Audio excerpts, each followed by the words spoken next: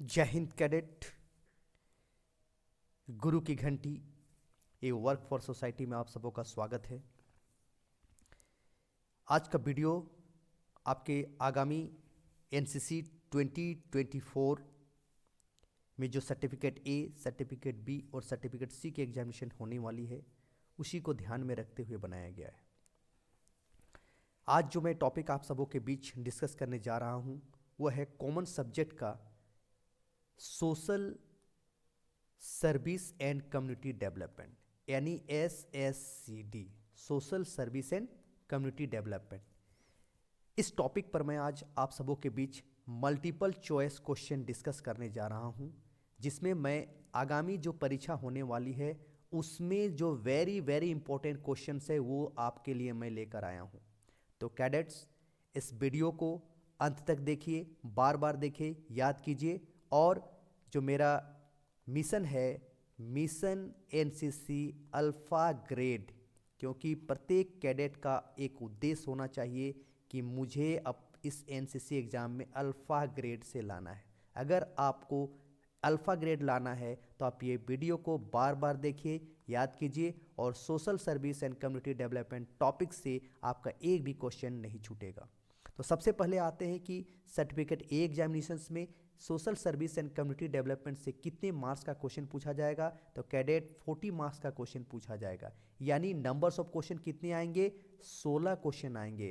तो 16 क्वेश्चन कम नहीं होते हैं कैडेट, प्रत्येक प्रश्न आपके लिए बहुत इंपॉर्टेंट होता है। अगर आप बी एग्जाम की बात करें तो 32 मार्क्स का प्रश्न आपको social service and community development से पूछा जाएगा, यानी आपके कुल मार्क्स कितने होंगे, नंबर्स ऑफ क्वेश्चन कितने आएंगे, 16 क्वेश्चन आपको बी एग्जाम में पूछा जाएगा। बी एग्जाम में पूछा जाएगा किससे, social service and community development से। तो आप इसे लाइटली ना लें, सीरियसली आप इसकी तैयारी करें। सी सर्टिफिकेट एग्जामिनेशंस में कुल 36 मार्क्स का प्रश्न आपको इस social service and community development से रहेगा। अगर मान लेते हैं ये, चूंकि इस बार आपका सब्जेक्टिव क्वेश्चन आएगा, इसीलिए नंबर्स ऑफ क्वेश्चन तो नहीं बता पाएंगे कि हो सकता है 2 नंबर का रहे, 4 नंबर का रहे, इसलिए आप इतना जानिए 36 मार्क्स का आपको आएगा। और अगर मान लीजिए यही प्रश्न आपको नेक्स्ट ईयर 2025 में अगर आप दीजिएगा तो उस समय आपको 18 क्वेश्चन मल्टीपल चॉइस, चूंकि इस बार आपका मल्टीपल चॉइस क्वेश्चन नहीं है, ध्यान दीजिए सी सर्टिफिकेट एग्जामिनेशन वाले कैडेट्स, इस बार आपका मल्टीपल चॉइस क्वेश्चन वाला एग्जामिनेशन नहीं होगा, आपका डिस्क्रिप्टिव टाइप का होगा जिसमें आपको आंसर लिखना होगा। फिर भी आप इस जो वीडियो है उसको अगर देखेंगे तो आपकी तैयारी को अच्छा होगा और आप अल्फा ग्रेड लाने से नहीं चूकेंगे। तो चलिए स्टार्ट करते हैं social service and community development, और आज का पहला क्वेश्चन लेते हैं। पहला क्वेश्चन, खाली स्थान भारत में विनिर्माण उद्योग को सुविधाजनक बनाने और संबंधित करने के लिए एक सरकारी उपाय है। ध्यान दीजिए, भारत में मैन्युफैक्चरिंग इंडस्ट्रीज को और ज़्यादा स्मूथली और अच्छा बनाने के लिए सरकारी उपाय क्या है। पहला ऑप्शन है make in India, my India, made in India, clean India. तो इन 4 ऑप्शंस में आपको आंसर देना है कि कौन सा ऐसा है जो कि मैन्युफैक्चरिंग इंडस्ट्रीज को और एनरिच करने के लिए सरकारी उपाय है। तो ध्यान दीजिए, the right answer of this question is option A, make in India, यानी मेक इन इंडिया जो है ये इसका सही उत्तर है। तो कैडेट आप ध्यान दीजिए। नेक्स्ट क्वेश्चन, यूपीआई का फुल फॉर्म क्या है। यूपीआई का फुल फॉर्म क्या है। यूपीआई का फुल फॉर्म क्या है, आपके सामने 4 ऑप्शन दिए हुए हैं, union public India, unified payment interface, unity public India, या इनमें से कोई नहीं। The right answer of this question is option B, unified payment interface is the right answer. तो ये आपका राइट आंसर है, ध्यान देंगे सभी कैडेट। यूपीआई का फुल फॉर्म क्या होता है, unified payment interface. Okay, now the next question, question number 3, NEFT का फुल फॉर्म क्या है। एनईएफटी का फुल फॉर्म क्या है। तो कैडेट आप सभी जानते हैं ये बैंकिंग टर्मिनोलॉजी है, ये बैंकिंग शब्दावली है, बैंक में इसका प्रयोग किया जाता है। आप जब भी आप किसी भी मनी का ट्रांसफर करते हैं तो एनईएफटी का प्रयोग होता है। तो एनईएफटी का फुल फॉर्म क्या है। तो ऑप्शन दिया हुआ है national electronic fund transfer, new electronic fax transaction, national equified federal telefax, और इनमें से कोई नहीं। The right answer of this question is option A, national electronic fund transfer. तो ये उसका सही उत्तर है। एनईएफटी का फुल फॉर्म है national electronic funds transfer. Okay, the next question, RTGS का फुल फॉर्म क्या होता है? ये भी एक बैंकिंग टर्मिनोलॉजी है। आरटीजीएस का फुल फॉर्म क्या होता है? ऑप्शन आपके सामने क्या क्या है? Regional teller guarantee scheme, real time gross settlement, rational teller gross settlement, और डी इनमें से कोई नहीं। The right answer of this question is real time gross settlement, यानी ऑप्शन बी इसका सही है। Real time gross settlement is the right answer. तो आरटीजीएस का फुल फॉर्म क्या है cadet? Real time gross settlement. Okay, now the next question, question number 5, IMPS का full form क्या होता है? आईएमपीएस का फुल फॉर्म क्या होता है? तो cadets, this is also a banking terminology, और बैंकिंग क्रियाकलापों में इसका प्रयोग बार बार होता है। और आजकल आप जो देखते हैं, जो आप लोग क्यूआर कोड से पेमेंट करते हैं, या आप यूपीआई से पेमेंट करते हैं, गूगल पे से पेमेंट करते हैं, पे फोन से करते हैं, पेटीएम से करते हैं, तो वहाँ भी आईएमपीएस का फुल फॉर्म यूज होता है, आईएमपीएस वर्ड्स का इस्तेमाल होता है। तो इसका आंसर आपको देना है, आईएमपीएस का फुल फॉर्म क्या होता है? The right answer of this question is immediate mobile payment service. The option C is the correct answer. Option C is the correct answer. Immediate mobile payment service is the correct answer, यानी IMPS का full form होता है immediate mobile payment service. Now the next question, MNREGA का full form क्या होता है? मनरेगा का full form क्या होता है? The right answer of this question is Mahatma Gandhi national rural employment guarantee act, यानी option A is the correct answer. ध्यान दीजिएगा, ये इसका करेक्ट आंसर है, Mahatma Gandhi national rural employment guarantee act. Okay, now the next question, योग करने से कैडेट को क्या लाभ होता है? क्या लाभ होता है, ये पूछा जा रहा है। तो ऑप्शन में दिया हुआ है, वजन में कमी, प्रतिरोधक क्षमता में सुधार, तनाव को कम करना, और उपरोक्त में सभी।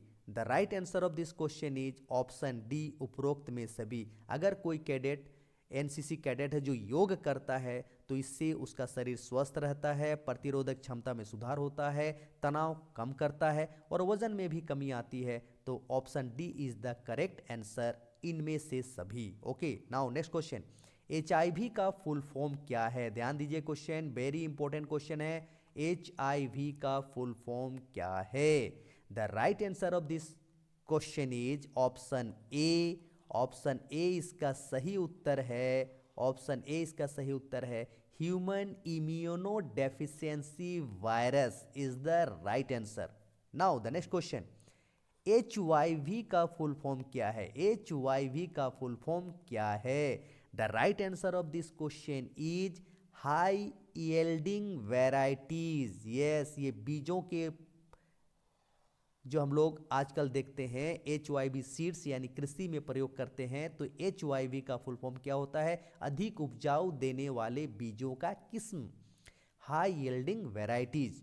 The right answer of HYV, full form of HYV is high yielding varieties. Okay, next question, निम्नलिखित में से 10वां क्वेश्चन कह रहा है, निम्नलिखित में से हमारे देश की सामाजिक समस्याएं क्या क्या हैं?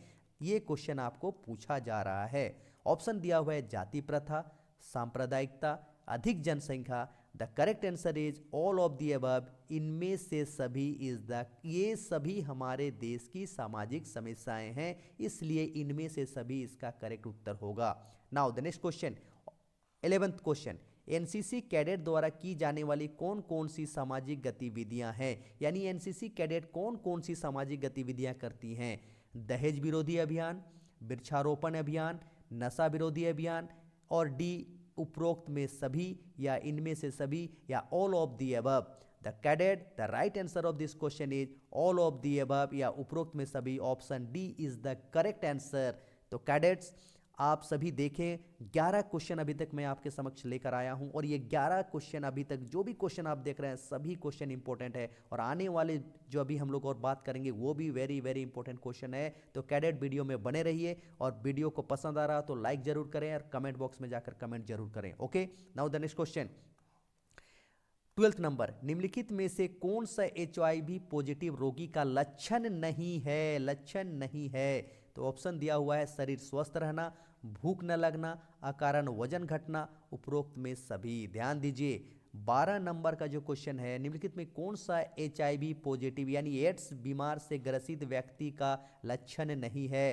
तो ध्यान दीजिए उसका शरीर स्वस्थ नहीं रहेगा कैडेट, यानी option A is the correct answer. शरीर स्वस्थ रहना ये लक्षण नहीं है। बाकी भूख न लगना, अकारण वजन घटना, ये इसलिए इसका ऑप्शन ए सही है। शरीर स्वस्थ रहना, बल्कि उसका शरीर क्या रहेगा? अस्वस्थ रहेगा, इसलिए ये नहीं होगा। Okay, now 13 number, NCC. ध्यान दीजिए एनसीसी कैडेट्स HIV जागरूकता में कैसे योगदान दे सकते हैं, यानी एड्स बीमारी के रोकथाम के लिए अवेयर कैसे फैलाते हैं NCC cadet.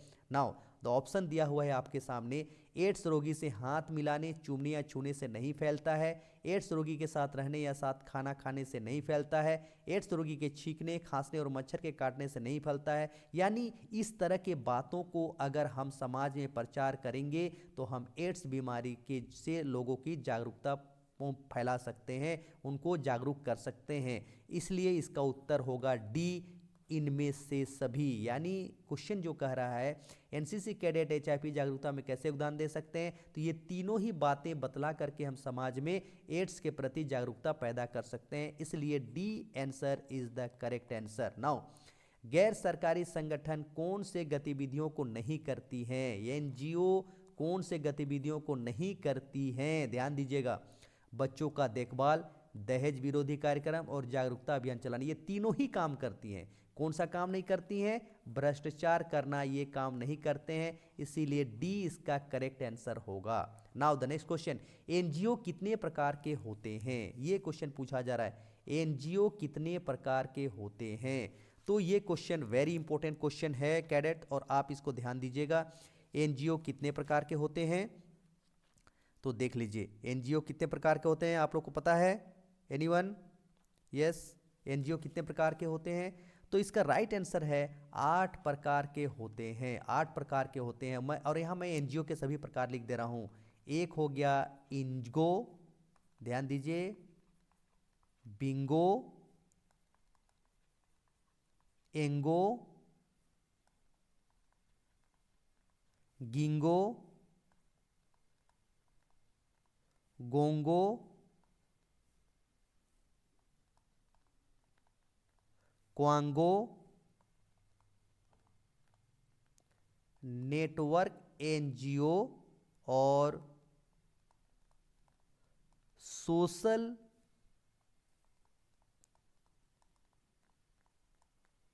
Movement NGO.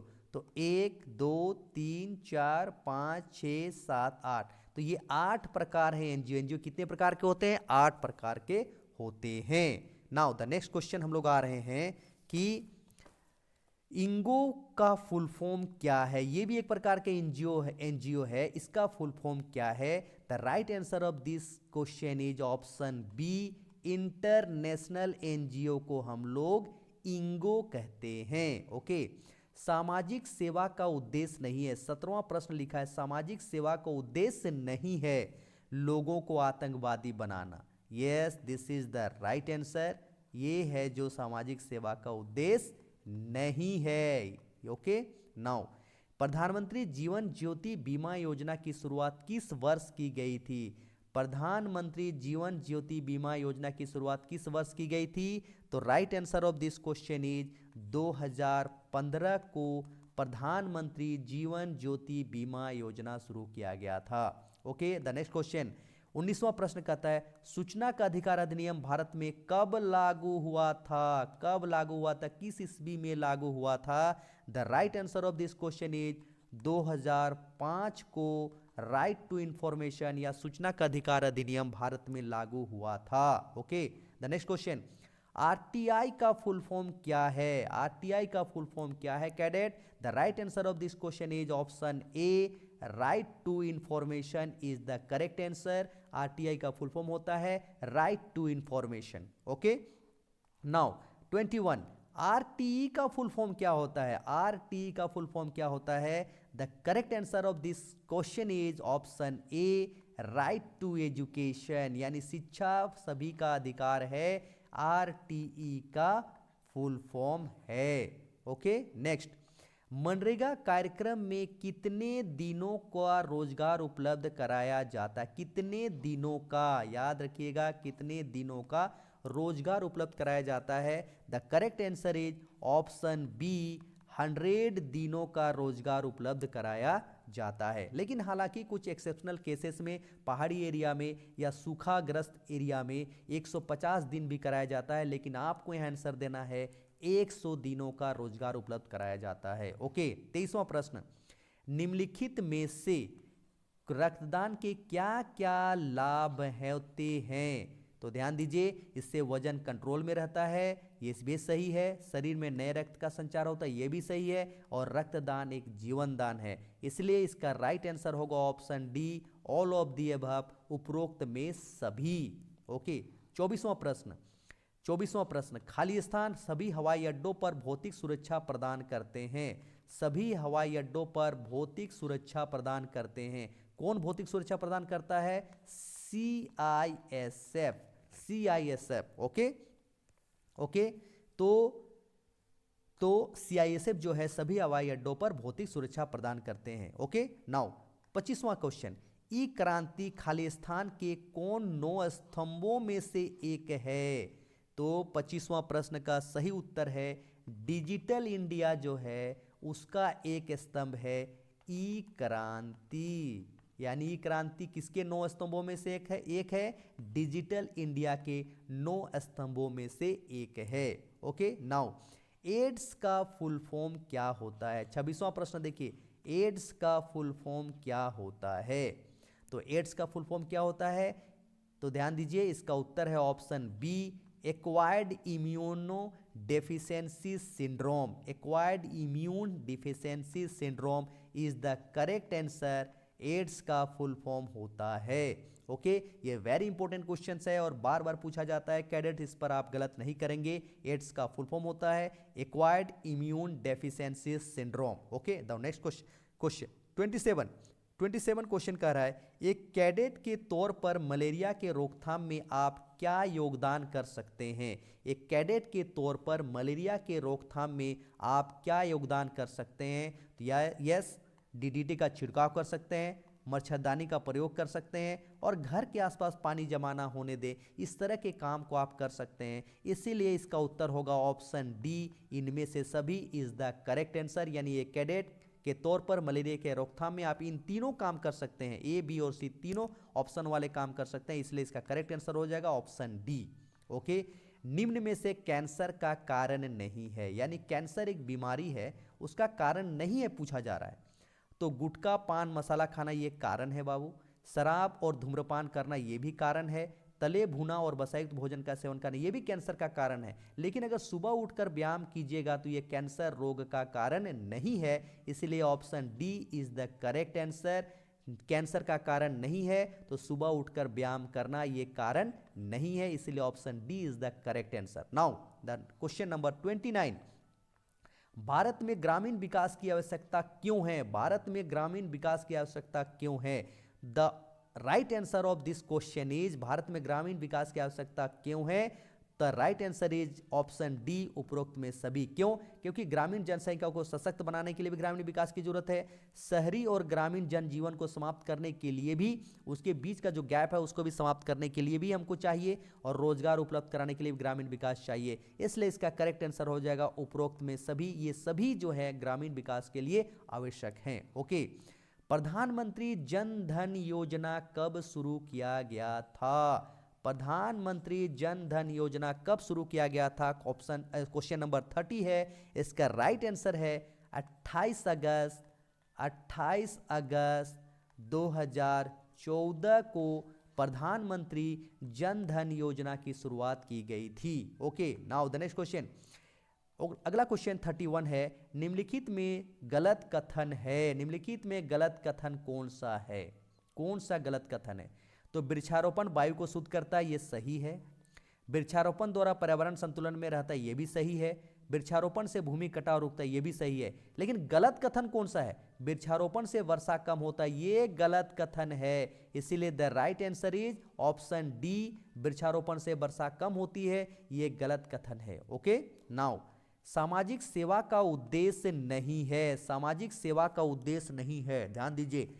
Cadet को चोरी करना सिखाना सामाजिक सेवा का उद्देश्य नहीं है, इसीलिए डी करेक्ट आंसर है। ओके, नाउ एनजीओ का पूरा फॉर्म क्या है? ये हम लोग लीडरशिप में भी देखे थे, पर्सनालिटी डेवलपमेंट में भी देखे थे। तो एनजीओ का पूरा फॉर्म क्या है? इसका उत्तर आप कमेंट बॉक्स में जाकर दीजिए। इसका सही उत्तर क्या होगा? ऑप्शन ए, बी, सी या डी क्या होगा? आप इसका करेक्ट आंसर देंगे कमेंट बॉक्स में जाकर। Okay, now the next question 34, सामाजिक समस्याएं कौन कौन सी है? सामाजिक समस्याएं, सोशल प्रॉब्लम्स कौन कौन सी हैं? देख लीजिए, लिंग भेद और छुआछूत, ये भी हमारी सामाजिक समस्या है।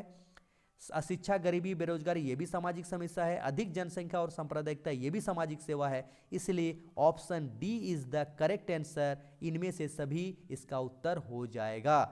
चलिए कैडेट, अभी तक हम लोग आपके बीच 34 क्वेश्चन सब लोग अब देखते हैं। इस 34 क्वेश्चंस को आप बार बार देखिए, रिपीट करके देखिए, याद कीजिए और कमेंट बॉक्स में जाकर अगर आपको पसंद आता है तो लाइक्स जरूर करें, अधिक से अधिक लाइक्स करें और शेयर भी करें। और मिशन एनसीसी अल्फा ग्रेड को आप क्या कीजिए, कंफर्म कीजिए। इस मिशन एनसीसी अल्फा ग्रेड के तहत जो मैं प्रीमियम कंटेंट और आपके लिए जो क्वेश्चंस का सेट लेकर आया हूं, कलेक्शन लेकर आया हूं, मल्टीपल चॉइस क्वेश्चन जो है, जो कि आगामी परीक्षा ओएमआर में होने वाली है, आपकी एक भी क्वेश्चन गलत नहीं होगी अगर आप इसको ध्यान से देखेंगे, याद करेंगे। तो चलिए नेक्स्ट क्वेश्चन लेते हैं, 35वां क्वेश्चन लेते हैं। एड्स दिवस कब मनाया जाता है? वेरी वेरी इंपॉर्टेंट क्वेश्चन है और बार बार एनसीसी एग्जाम में पूछा गया है। द राइट आंसर इज 1 दिसंबर जो है विश्व एड्स दिवस 1 दिसंबर को मनाया जाता है। Okay, the next question 36, cadet को विभिन्न जागरूकता अभियान में भाग लेना किसका हिस्सा है? कैडेट को विभिन्न जागरूकता अभियान में भाग लेना किसका हिस्सा है? ड्रिल का है, मानचित्र अध्ययन का है, या सामाजिक सेवा एवं सामुदायिक विकास का है, या आपदा प्रबंधन का है? The correct answer is option C, सामाजिक सेवा और सामुदायिक विकास यानी एसएससीडी का पार्ट है। यस, नेक्स्ट क्वेश्चन 37, एचआईवी के संक्रमण में से कैसे बचा जा सकता है, यानी कैसे बच सकते हैं? एचआईवी यानी एड्स की बीमारी से आप कैसे बच सकते हैं? तो ध्यान दीजिए, असुरक्षित यौन संबंध से बचें, हमेशा नई सुई का इस्तेमाल करना और एचआईवी संक्रमित का खून चढ़ाने से बचे। तो इन तीनों ही उपाय करके आप एड्स से बच सकते हैं, इसीलिए इसका करेक्ट आंसर होगा ऑल ऑफ द अबव या इनमें से सभी इसका सही उत्तर होगा। नाउ कैंसर कहाँ कहाँ हो सकता है? ध्यान दीजिए, कैंसर कहाँ कहाँ हो सकता है? तो त्वचा में हो सकता है, यस, फेफड़ा में हो सकता है, यस, और ब्लड कैंसर भी होता है, रक्त कैंसर भी होता है, इसलिए इसका सही उत्तर होगा इनमें से सभी। इनमें से सभी कैंसर कहाँ कहाँ हो सकता है? तो इसका उत्तर होगा ऑप्शन डी, इनमें से सभी। नाउ 39, वृक्षारोपण से क्या लाभ हैं? लाभ क्या क्या है? तो देखिए, वृक्षारोपण से क्या क्या लाभ है? प्रदूषण नियंत्रण होता है, यस करेक्ट। बाढ़ नियंत्रण होता है, करेक्ट। मॉनसून का समय पर आना, यस करेक्ट। और इनमें से सभी, यस, ये भी करेक्ट है, इसलिए इसका उत्तर होगा ऑप्शन डी, इनमें से सभी इसका करेक्ट आंसर होगा।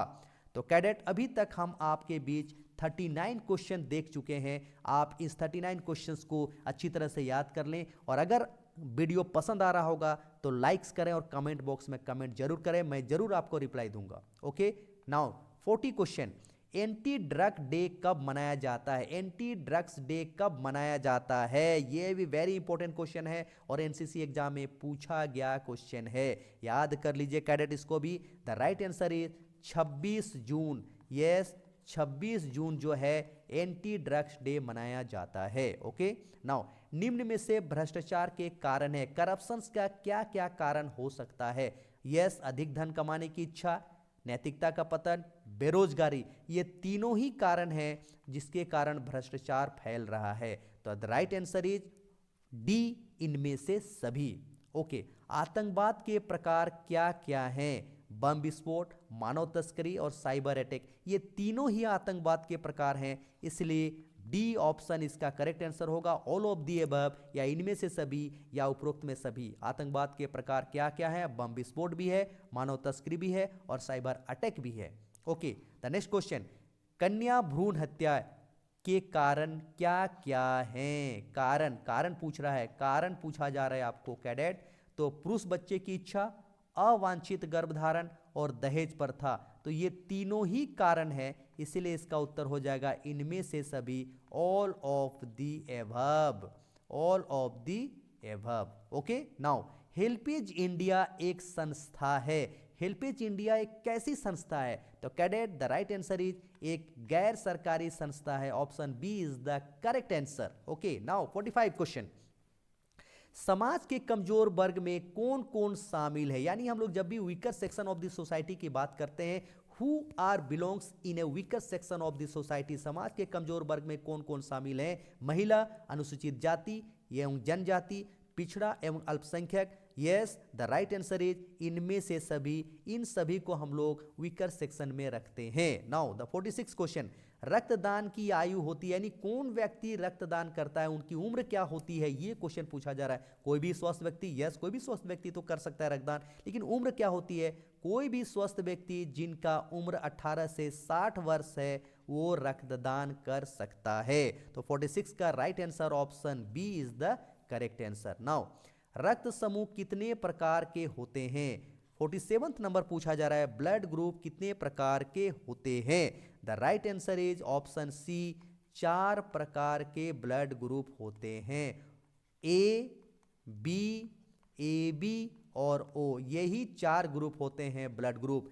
Blood group A, group B, group A B और ओ ग्रुप, ये 4 ग्रुप होते हैं। तो इसका सही आंसर होगा 4। परिवार नियोजन की शुरुआत भारत में कब हुई थी? कब किया गया था? द राइट आंसर इज 1952 में। 1952 में भारत में फैमिली प्लानिंग, ये जो कार्यक्रम है उसको शुरू किया गया था, जिसका उद्देश्य था हम दो हमारे दो, यानी माता पिता और उसके केवल 2 बच्चे। ओके, नाउ 49, बच्चे के सामाजिक विकास के लिए मुख्य कारक हैं। बच्चे के सामाजिक विकास के लिए मुख्य कारक क्या है? 49 का सही आंसर है उसका परिवार। यस, परिवार इज द करेक्ट आंसर। बच्चे के सामाजिक विकास के लिए परिवार का अच्छा होना बहुत जरूरी है। ओके, कैंसर के लिए उत्तरदायी कारक नहीं है। कैंसर के लिए उत्तरदायी कारक नहीं है, तो ध्यान दीजिए, तंबाकू का अधिक सेवन करना कैंसर का कारण है, शराब पीना कैंसर का कारण है, विकिरण के कारण ये भी कैंसर का कारण है। तो मरीज को छूने से कैंसर नहीं होता है, कोई भी कैंसर मरीज को आप छूइएगा तो कैंसर नहीं होगा, इसलिए the right answer is option D इसका करेक्ट आंसर है। ओके, 51, समाज सेवा एनसीसी कैडेट को क्यों कराया जाता है? ये समाज सेवा एनसीसी कैडेट को क्यों कराया जाता है? The right answer is cadet को रचनात्मक कार्यों में जागरूक करना, उनमें टीम भावना का विकास करना, निस्वार्थ सेवा भाव से काम करना। तो सामाजिक सेवा कैडेट को इसलिए कराया जाता है कि ये जो तीनों हैं, ये तीनों ही सही हैं। कैडेट को रचनात्मक कार्यों में जागरूक करना, उनमें टीम भावना का विकास करना और उनमें निस्वार्थ सेवा भाव की भावना का विकास करना, ये तीनों ही सही है, इसलिए ऑप्शन डी इसका सही आंसर होगा। कैडेट को सामाजिक सेवा क्यों कराया जाता है? तो इनमें से सभी इसका करेक्ट आंसर होगा। नाउ 52, कौन सा सामाजिक गतिविधि एनसीसी कैडेट द्वारा नहीं किया जाता? सामाजिक गति, ध्यान दीजिएगा, सामाजिक सेवा से संबंधित गतिविधि पूछा जा रहा है। तो रक्तदान, यस ये सामाजिक सेवा है, नशा विरोधी अभियान ये भी सामाजिक सेवा है, दहेज विरोधी अभियान ये भी सामाजिक सेवा है, लेकिन पर्वतारोहण करना ये सामाजिक सेवा नहीं है। ये क्या है? उसको एडवेंचर्स एक्टिविटीज है।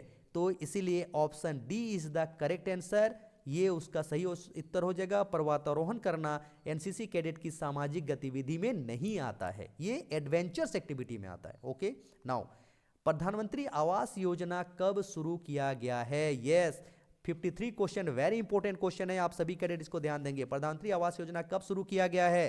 53, द राइट आंसर इज 25 जून 2015 इसका करेक्ट उत्तर है। ओके, नाउ प्रधानमंत्री ग्राम सड़क योजना भारत में कब शुरू किया गया है? प्रधानमंत्री ग्राम सड़क योजना भारत में कब शुरू किया गया है? 54 का करेक्ट आंसर है 2000 ईस्वी में ये है प्रधानमंत्री ग्राम सड़क योजना शुरू किया गया था। ओके, प्रधानमंत्री जीवन ज्योति बीमा योजना कब शुरू किया गया है?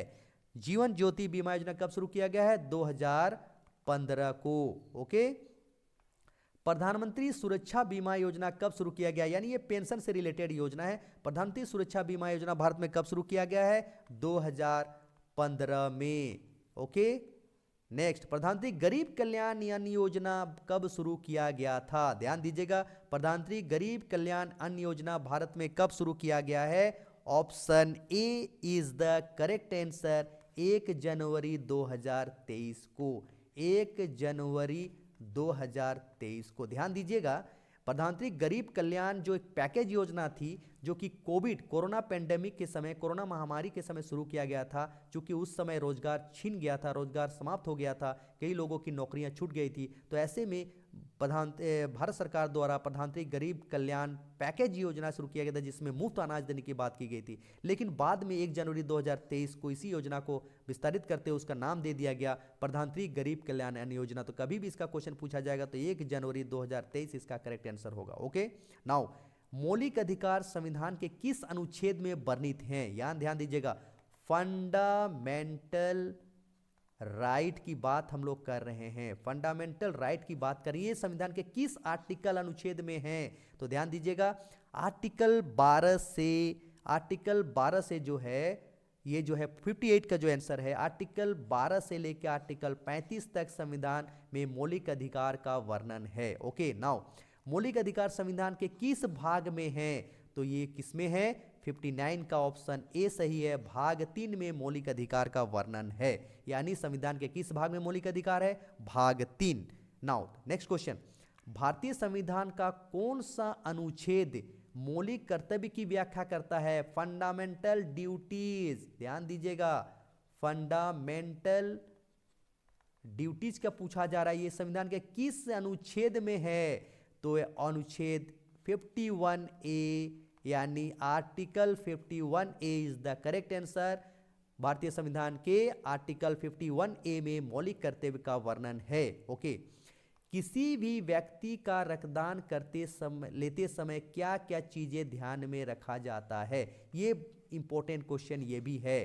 तो उसकी उम्र 18 से 60 वर्ष के बीच होनी चाहिए, यस। उसे एड्स संक्रमित नहीं होना चाहिए, यस, ये भी करेक्ट है। और उसे एसटीडी, मलेरिया और जॉन्डिस बीमारी वाला व्यक्ति नहीं होना चाहिए। यानी किसी भी व्यक्ति को रक्तदान करते समय इन उपरोक्त तीनों चीजों को ध्यान में रखा जाता है कि उसकी उम्र 18 से 60 वर्ष होनी चाहिए, उसे एड्स संक्रमित व्यक्ति नहीं होना चाहिए, और उसे किसी भी तरह का बीमार व्यक्ति नहीं होना चाहिए, बीमारी उसमें नहीं होना चाहिए, तभी उससे हम लोग रक्तदान लेते हैं। तो करेक्ट आंसर ऑफ 61 इज इनमें से सभी। ओके। एक स्वस्थ व्यक्ति से रक्तदान करते समय कितना ml रक्त लिया जाता है? यस, कितना ml रक्त लिया जाता है? 62 का करेक्ट आंसर है ऑप्शन बी, 250 ml ब्लड लिया जाता है। यानी एक किसी भी व्यक्ति जो रक्तदान कर रहा है उससे 250 ml ही लिया जाता है। आगे, कौन सा अनुच्छेद कानून के समक्ष सबको समानता का अधिकार देता है? कौन सा अनुच्छेद कानून के समक्ष सबको समानता का अधिकार देता है?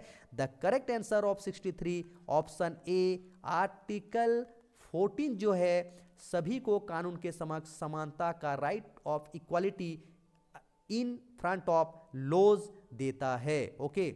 64, एनसीसी कैडेट द्वारा सामुदायिक विकास संबंधी अवधारणा किन किन चीजों पर आधारित होता है? तो किन किन चीजों पर आधारित होता है? यस, एजुकेशन पर होता है, एनवायरमेंट रिलेटेड होता है, और सोशल सर्विस होता है। द करेक्ट आंसर इज इनमें से सभी। इसका करेक्ट आंसर हो जाएगा, the correct answer of NCC cadet द्वारा सामुदायिक विकास संबंधी अवधारणा किन किन चीजों पर आधारित होती है? तो ऑल ऑफ दी अबव इसका करेक्ट आंसर है। तो कैडेट, अभी तक हम आपके साथ 64 क्वेश्चंस को डिस्कस कर चुके हैं, और सभी 64 क्वेश्चंस 2024 में जो एग्जाम आपकी एनसीसी सर्टिफिकेट ए, बी और सी की होगी, वेरी इंपॉर्टेंट क्वेश्चन है। आप इन सभी प्रश्नों को ध्यान दीजिए और इसे बार बार याद करें, देखें और याद करें, और कमेंट बॉक्स में जाकर जरूर कमेंट करें कि आप किस स्टेट से ताल्लुक़ रखते हैं और आपका नाम क्या है, और आपको ये वीडियो कैसा लग रहा है ये जरूर लिखें। ओके। नेक्स्ट 65, हमारे देश की प्रमुख समस्या क्या क्या है? तो गरीबी भी है, बेरोजगारी भी है, और अशिक्षा भी है। तो करेक्ट आंसर क्या हो जाएगा? इनमें से सभी इज द करेक्ट आंसर। हमारे देश की प्रमुख समस्या क्या है? इनमें से सभी। ओके। नाउ 66, सामाजिक सेवा क्रियाकलाप में हम शामिल करते हैं? 66 क्वेश्चन कहता है सामाजिक सेवा क्रियाकलाप में हम शामिल करते हैं, तो रक्तदान को शामिल करते हैं, शिक्षा भी शामिल करते हैं और ट्रैफिक कंट्रोल भी है। तो right answer is option D, इनमें से सभी। ओके। 67 रक्तदान किया जाता है, रक्तदान किया जाता है जानवरों द्वारा, स्वस्थ पुरुष या महिला द्वारा, अस्वस्थ व्यक्तियों द्वारा, इनमें से कोई नहीं। The correct answer is option B, स्वस्थ महिला और पुरुष द्वारा रक्तदान किया जाता है। तो करेक्ट आंसर ऑप्शन बी हो जाएगा। ओके। नाउ रक्त समूह कौन कौन है? ये क्वेश्चन का आंसर मैं नहीं दूंगा कैडेट, आप इसका आंसर कमेंट बॉक्स में जा करके टाइप कीजिए और इसका आंसर दीजिए।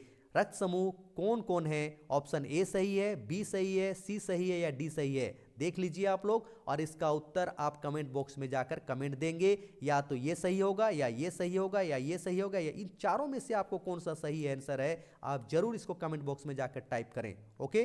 द नेक्स्ट क्वेश्चन 69 नशाखोरी जागरूकता क्रियाकलाप है। यस, नशाखोरी जागरूकता क्रियाकलाप यानी कैडेट द्वारा जो नशाखोरी जागरूकता अभियान या क्रियाकलाप किया जाता है वो कैसा क्रियाकलाप है? द राइट आंसर इज सामाजिक सेवा क्रियाकलाप is the correct answer. Okay. Now 70 दहेज प्रथा के विरुद्ध अधिनियम कब बनाया गया था? 70 क्वेश्चन कर रहा है दहेज प्रथा के विरुद्ध अधिनियम कब बनाया गया था? The correct answer is option C, 1962 को दहेज प्रथा के खिलाफ अधिनियम पारित किया गया था। ओके। नाउ 71 प्रधानमंत्री रोजगार योजना है, प्रधानमंत्री रोजगार योजना है, ये कैसा योजना है? एक गवर्नमेंटल ऑर्गेनाइजेशन है यानी सरकारी कार्यक्रम है, इसीलिए इसका उत्तर हो जाएगा ऑप्शन ए, गवर्नमेंटल ऑर्गेनाइजेशन या सरकारी संगठन। Okay. Now the next question NCC cadet द्वारा सामाजिक सेवा के अंतर्गत स्वास्थ्य और पारिवारिक सुरक्षा हेतु किस क्षेत्र में कार्य किया जाता है? ध्यान दीजिएगा, एड्स और परिवार नियोजन, इस पर हम लोग काम करते हैं, उस पर जागरूकता लाते हैं लोग समाज में। कुष्ठ रोग को रोकथाम के लिए हम लोग जागरूकता लाते हैं और कैंसर को रोकने के लिए हम लोग जागरूकता अभियान या रैली निकालते हैं। तो करेक्ट आंसर हो जाएगा इसका ऑप्शन डी, इनमें से सभी। यानी ये सभी जो काम होते हैं एनसीसी कैडेट द्वारा स्वास्थ्य और पारिवारिक सुरक्षा के लिए किया जाता है, तो इनमें से सभी इसका करेक्ट आंसर हो जाएगा। नाउ द नेक्स्ट क्वेश्चन महिला और बाल विकास कार्यक्रम है, ये कैसा कार्यक्रम है? नॉन गवर्नमेंटल ऑर्गेनाइजेशन है या गवर्नमेंटल ऑर्गेनाइजेशन है या ऑल ऑफ देम है या नन ऑफ देम है? द करेक्ट आंसर इज एक गवर्नमेंटल ऑर्गेनाइजेशन है यानी सरकारी संगठन इसका करेक्ट आंसर होगा। चूंकि एक सरकारी कार्यक्रम है, सरकार महिला और बाल विकास संबंधी कार्यक्रम करती है, तो इसका सही उत्तर हो जाएगा गवर्नमेंटल ऑर्गेनाइजेशन। तो कैडेट आप सबों के बीच मैं social service and community development के लिए, social service and community development सामाजिक सेवा और सामुदायिक विकास इस टॉपिक से टोटल मैं आपके समक्ष 73 क्वेश्चन मल्टीपल चॉइस क्वेश्चन लेकर आया था और ये सभी क्वेश्चन आपके आगामी 2024 में जो परीक्षा होगी उसके लिए वेरी इंपॉर्टेंट है। अगर आप अल्फा ग्रेड लाना चाहते हैं, तो इस वीडियो को बार बार देखिए, याद कीजिए और शेयर कीजिए। और अगर मेरे चैनल को सब्सक्राइब नहीं किए हैं गुरु की घंटी ये वर्क फॉर सोसाइटी को, तो आप सब्सक्राइब कीजिए और बेल आइकन में ऑल नोटिफिकेशन को जरूर दबा दें ताकि किसी भी तरह का जो भी मैं वीडियो बनाऊंगा आपके एनसीसी से रिलेटेड आपके पास आसानी तक पहुंच जाएगी। तब तक के लिए जय हिंद, जोहार।